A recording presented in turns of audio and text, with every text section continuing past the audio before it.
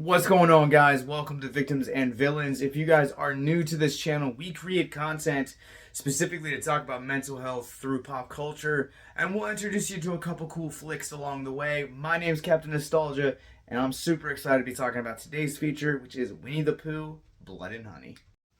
Blood and Honey is a violent reimagining of Winnie the Pooh and Piglet as slasher icons, tearing down a girls' weekend and throwing a little bit of revenge on Christopher Robin for abandoning them. I voiced my opinion about this last December when I reviewed The Mean One, which was a violent reimagining of a classic character that fell into public domain. And in that case, it was a little bit less than desirable, and I really feared that if this was going to be a new trend coming into horror, that these were going to be quality fun films and really be good at the end of the day. A spoiler warning for The Mean One. It was very underwhelming, and I had very large reservations walking into this movie, and I'm really happy to say that this one is a fun time. Coming out of this movie, I feel like the best word that I can use to describe it is homage. This film pays respect to the mythos of Winnie the Pooh while also reimagining them for a horror audience, which I thought was very well balanced. It pays respect to the past while also kind of forging its own path into the future. So this is a dual storyline, and one of the things that I think they do really well, keeping on the subject of paying homage, is there's a subplot with Christopher Robin in this, but the majority of this movie spends time with a group of like 20-some girls. And with that subplot, you introduce another homage into this film feels like an 80s slasher film through and through. One of the reasons I say that is because of the character Maria. She's kind of the first intro that we get into the group. She's the most developed of the characters, and oh yeah, her arc seems oddly familiar. If you guys have seen Friday the 13th Part 3, then you guys will know that there is the final girl in that movie experiences a traumatic event and spends the entire film kind of recovering from said traumatic event, and then comes face to face with the source of the traumatic event. And our lead protagonist here, Maria, encounters the same exact thing. And with this being homage to an 80s slasher film, the gags in this are done really well. Like, don't get me wrong, they're not overly creative, but they are fairly brutal. And they involve sledgehammers, a little bit of just raw animalistic features with the two antagonists being both animals. Maria Taylor plays our lead in this, and Nikolai Leon plays Christopher Robin in this. They are kind of the leads of their own stories that essentially unite in the final act. And much like 80s slasher films, the acting is just passable. But let's be honest, if you're a horror fan, you're not coming to a movie like Blood and Honey for the acting. You are coming for the blood, and you are coming for the guts, and you're coming for the fun. And that's why I think a movie like Blood and Honey kind of gets a pass in the acting department, because, well, essentially, as long as you are having fun, it doesn't really matter. And this movie has a lot of fun in spades, and this is a movie made for horror fans and fans of the 80s slasher genre. Rhys Frake-Waterfield, I feel like, does a fantastic job in this movie. Again, kind of balancing everything really well as far as paying the love letters to the mythos of Winnie the Pooh and 80s slasher films, creating a couple really fun gags along the way. And this movie has a brisk pace. Like the fact that we are, as the audience, are tossed right into 100 Acre Woods within the first few minutes, and you meet Pooh Bear within the first 5 minutes. I think this movie just does it really well. It's a fast-paced fun, and it's just a fun time. Also, I talked about this in my interview last year with David Leon, specifically about the cinematography of these movies. I use that strictly as an example, but when you go back to like 80s slasher movies, really any slashers that aren't considered modern, they don't look all of that great. Like, you're not coming and being like welcomed in by warm cinematography or stunning visuals. And much like Terrifier 1 and 2, I would say that this movie looks incredible. Like, I was just amazed watching this on the big screen and just enthralled by how beautiful it is, how warm the cinematography is, and just how rich this world looks. Which, given the fact that this is also an independent film, makes me double down on it. That fact that this movie has no business looking as beautiful as it does. So shout out to the cinematographer, Vince Knight. He did a great job on this one. And honestly, on the technical achievements, this film does a lot of things really well.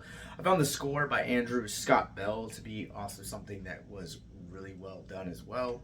It's like this mix between something like folk horror sounding that borders on the occult and also has this like whimsical feel to it as well. And much like the way that Waterfield does the balancing act with classic characters and slasher tropes, I think that this film walks that same tightrope really well. I don't know who's in charge of the costume and like the designs of the characters, and I really wish I could give credit, but I wasn't really sure which department to credit and look up on IMDb. I went through the entirety of the crew, and if you just have somehow come across this, your work is just absolutely stunning. Probably one of the most menacing parts of this is the way that they make Pooh smile right before he's getting ready to kill someone. It's really something unsettling, and it kind of crawls underneath your skin, especially if you grew up with Winnie the Pooh. And I felt like that just added another layer to why I really had such a blast with this movie. Just the look and the way that even the shadows hit Pooh and Piglet just, again, makes this movie like a great throwback that is, I would say, in the vein of Terrifier 2. Let's run this through our Rorschach rating scale. I'm going to go ahead and give Winnie the Pooh, Blood and Honey a 4 out of 5. This movie is a throwback to one of the best eras in horror and one of the funnest subgenres of the genre. I think this movie has no business looking or sounding as good as it does. The score is haunting. The cinematography, the practical effects in this movie are great. The gags in this are a lot of fun, and this movie just absolutely pays a beautiful homage to not only the genre of slashers, but also the mythos of Winnie the Pooh really well. So I gotta give it. It's just, this was such a fun time. And now let's talk about mental health. If you guys are new to our content, Mental Health Moment is where we take a theme of mental health out of the film of which we're reviewing, talk about it for a few moments in the hopes to deconstruct the stigma surrounding mental health. And for this one, I have to go with the character arc of Maria, who is spending the entirety of the film essentially working out her fears. Honestly, something like this is massively healthy, and it really does challenge you to grow as an individual. And one of the things that I think about the horror genre and why it is so valuable to your own mental health is because it implores you to explore what's called exposure therapy. Basically, what exposure therapy is it is the way in which therapists help their patients overcome fear and anxieties, breaking the pattern of fear and avoidance within their patients.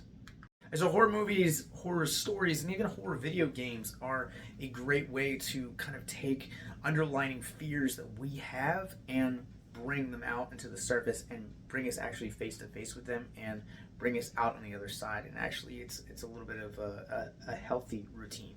I talked about this a couple weeks ago in Infinity Pool. One of the reasons that film hit me so hard was because it was one of the first films I've seen in a while that made me feel uncomfortable. And part of the reason that it made me feel so uncomfortable was because it was essentially exposure therapy for me, bringing out one of my deepest, darkest fears and facing it head on. And by doing the review and talking about the mental health behind that, it also brought me out to actually also talk about it openly with you guys. And while for Maria, her exposure isn't necessarily quite the same as it is in the beginning of the movie as it is in the end. It is still this exercise of saying we're going to expose ourselves in the attempts to grow as an individual. And there have been tons of studies that have taken place that have actually explored the positive effects that the horror genre has on your mental health. Exposure therapy just happens to be one of the best. And because I am so fascinated by this, we are in the process right now of actually doing an entire podcast on this. And when we do it, this is kind of like a sneak peek, but when we do it, we'll be sure to post it here as well. Comment below and let me know what you guys think about it. Is horror beneficial for your mental health? Yes or no? Where do you stand on it? And if you guys have seen Winnie the Pooh, Blood and Honey, what did you guys think? And as always, if you or someone you know is struggling with suicide, addiction, self-harm, or depression, links are in the descriptions below to where you guys can find it and check out our mental health resource library. Down there below, you'll also find not only the subscribe button so where you guys can get some awesome content like this, but also links to all of our podcasts, more movie reviews like this, and all of our social media, as well as our Patreon. Winnie the Pooh, Blood and Honey is now playing in select theaters until I believe the 19th, thanks to Fathom Events. And you guys can also pre-order the Blu-ray and DVD combo right now from Umbrella Entertainment. This is a Region B, and so if you are not a physical media collector, basically what Region B means is it can only play in players that are either region free or that are specifically designed in like the UK, Australia, etc. But either way, I will provide a link for you guys in the comments below. There's no official word yet on when this movie will be coming stateside in terms of a physical release or even a digital release, because this is a UK released film.